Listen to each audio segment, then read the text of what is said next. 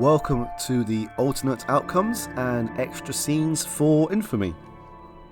I'm going to start this one off with going back to the Mary Sutherland's case.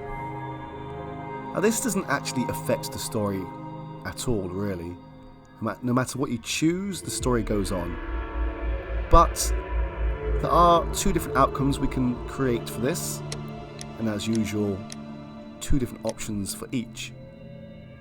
Now, even though the story moves on, no matter what, I believe that I made the correct choice with telling the truth. You'll see why in a second. Let's see what happens when we hide the truth.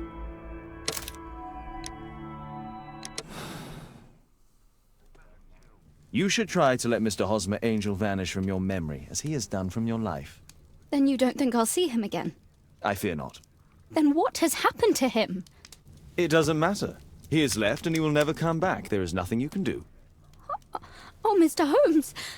No, I cannot forget him. I shall be true to Hosmer. I shall wait for him. Goodbye, Mr. Holmes.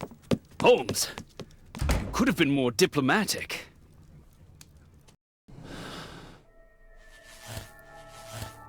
Okay, let's set up the other scenario. Even though that this is the false one, I'm not sure if it counts towards the final score.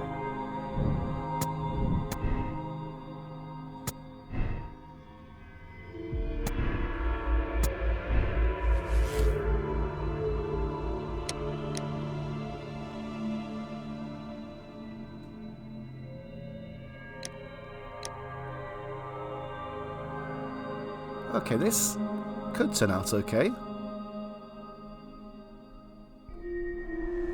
As long as we tell the truth, but although this is not the correct answer, it can still work out in the end.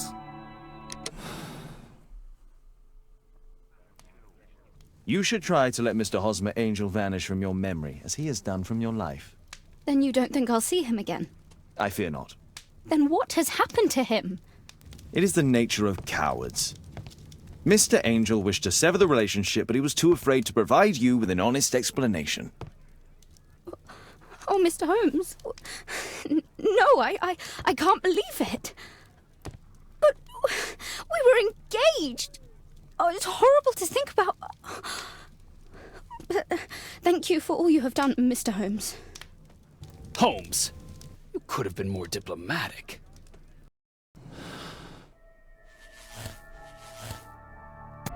Yeah, I'm not a big fan of this route here, as it's lies based upon lies.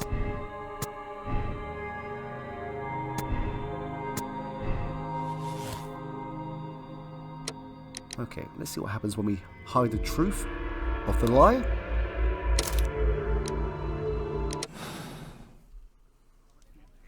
You should try to let Mr. Hosmer Angel vanish from your memory, as he has done from your life. Then you don't think I'll see him again? I fear not. Then what has happened to him? It doesn't matter. He has left and he will never come back. There is nothing you can do. Oh, Mr. Holmes. No, I cannot forget him. I shall be true to Hosmer. I shall wait for him. Goodbye, Mr. Holmes. Holmes, you could have been more diplomatic.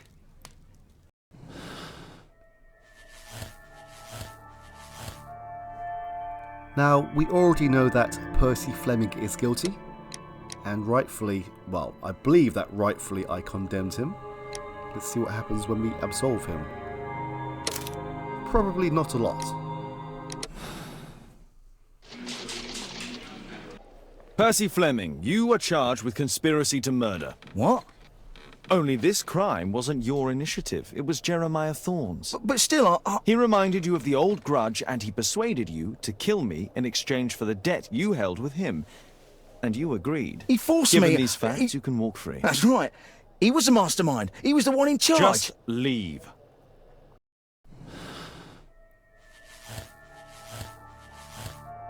There are two further outcomes that we can make for this case. And the other outcome, well, the first of the false ones, is accusing Jack Cole of being the guilty party.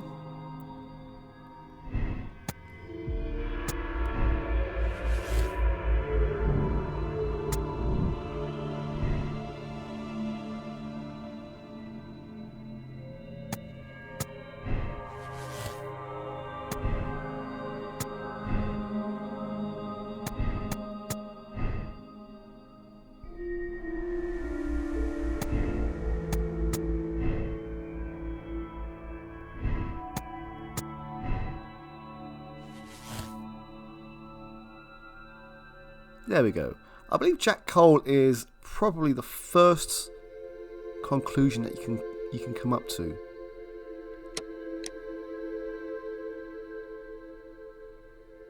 Accusing Fleming and Orson does take a bit more groundwork.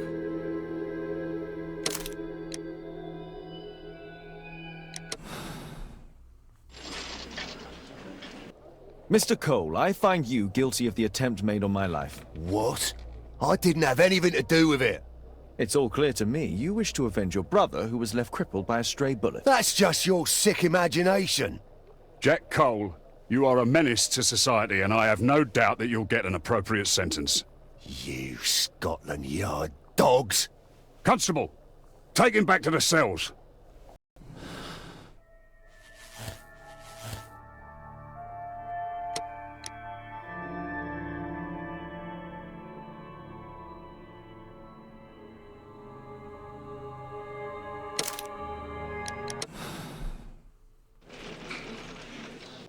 Mr. Cole, I find you guilty of the attempt made on my life. What? I didn't have anything to do with it. It's fortunate that you failed to kill me. What? Life was difficult for your brother and his family after he became a crippled man. You vowed to avenge him. That's just your sick imagination. I couldn't have prevented it from happening, but I understand your anger.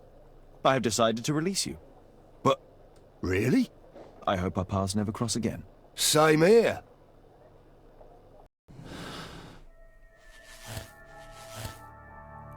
Last but not least, we can accuse Orson of being the guilty party. Let's see how his acting skills muster up.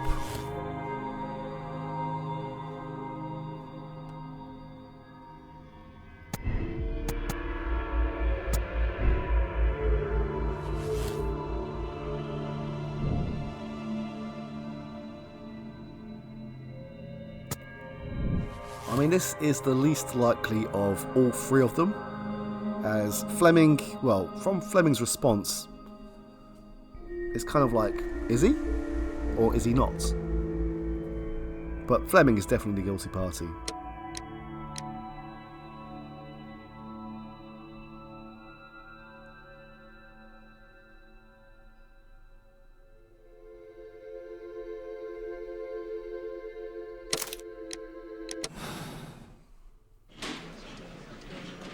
Mr. Holmes, I'm grateful to you for the opportunity to experience all of these superb sights and smells of criminal life. But I think I've had enough now. What was the reason for Jeremiah Thorne's death? Are you joking? Put your deductive skills to work. Self-defense, my dear Watson. That's quite enough, Wilde. I know that you are guilty of the attempt made on my life and of the murder of Jeremiah Thorne. Holmes, you're my best friend. Why are you doing this? Oh, stop all this. The case is solved. You came to my house for the sole purpose of taking my life. In addition, you hired Jeremiah to do your dirty work, and when you realized his failure, you murdered him to conceal any traces of the crime. There's no chance of you avoiding the gallows. Gallows? Absolutely not. That would mess up my hair.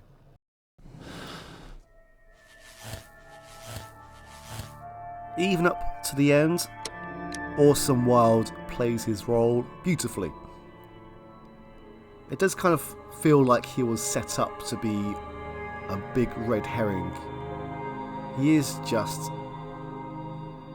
a very clumsy fop. But this is probably my favourite ending of this case. Enjoy.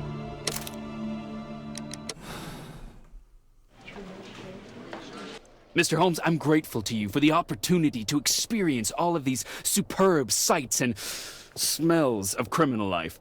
But I think I've had enough now. What was the reason for Jeremiah Thorne's death? Are you joking? Put your deductive skills to work. Self-defense, my dear Watson. Holmes, my dear friend, have you finished with your tyranny against me? Can we go home now? No. Wilde, I know that you're obsessed with this idea of being me. Most regrettably, it ended with your goal of taking my life, which I find rather excessive. You hired Jeremiah to do the most awkward part, my murder, and after that, you made sure to dispose of him. What? Are you a lunatic? That Jeremiah was a nobody. I'm the only one here who is able to save you. Yes. And apparently, you are mentally unstable. Therefore, you cannot be held responsible for this. Me? Unstable? I'm as fit as a flea. A really big flea. You will receive treatment at an ideal institution, then. Bedlam. Oh, no! You're just jealous. Jealous of me.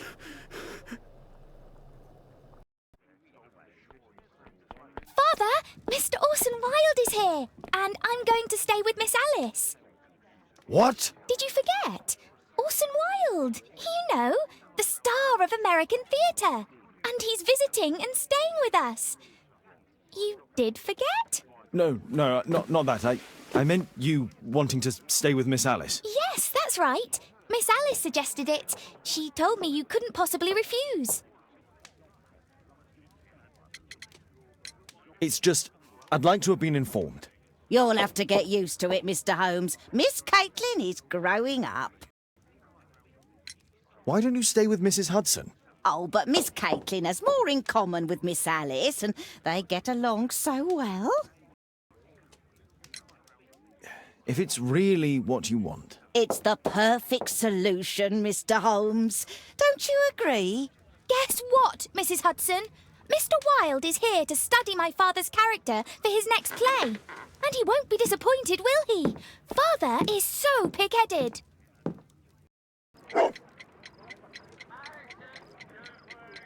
It's ticking.